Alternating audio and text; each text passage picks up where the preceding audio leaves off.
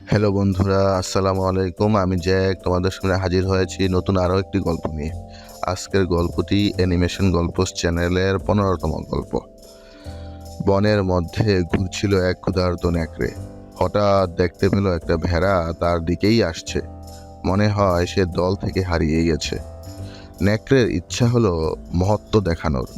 ভেড়াটার ওপর হামলা না চালিয়ে সে চাইল কিছু যুক্তি দিয়ে সেটাকে বুঝিয়ে দিতে হবে যে ভেড়া খাওয়া নেকড়ের অধিকারের মধ্যেই পড়ে। সে ভেড়াটাকে বলল, এই যে ভেড়া সাহেব, গত বছর আপনি আমাকে খুব অপমান করেছিলেন। ভেড়াটা ভ্যাঁ করে কেঁদে ফেলল এবং বলল, আমার তো গত বছর জন্মেই হয়নি।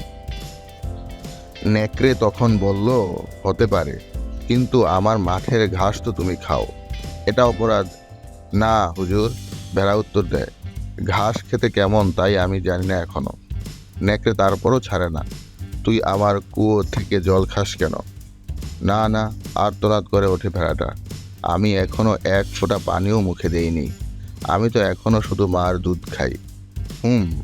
আমার সব অভিযোগে তুই ভালোই জবাব দিয়ে দিয়েছিস, কিন্তু তা বলে দিলে তো আমার পেট চলবে না। এই কথা বলতে বলতেই ভেড়াটার ওপর ঝাঁপিয়ে পড়লো নেকড়ে, টুকরো টুকরো করে খেয়ে ফেললো। এই গল্পের শিক্ষা হলো, অত্যাচারী সব সময়ই অত্যাচার করার জন্য কিছু না কিছু অজুহাত খুঁজে বের করার চেষ্টা করে। আর বর্তমানকালের দুর্নীতিবাজরাও দুর্নীতি করে বিভিন্ন উপায়ে সেগুলোকে হালাল করার চেষ্টা করবে।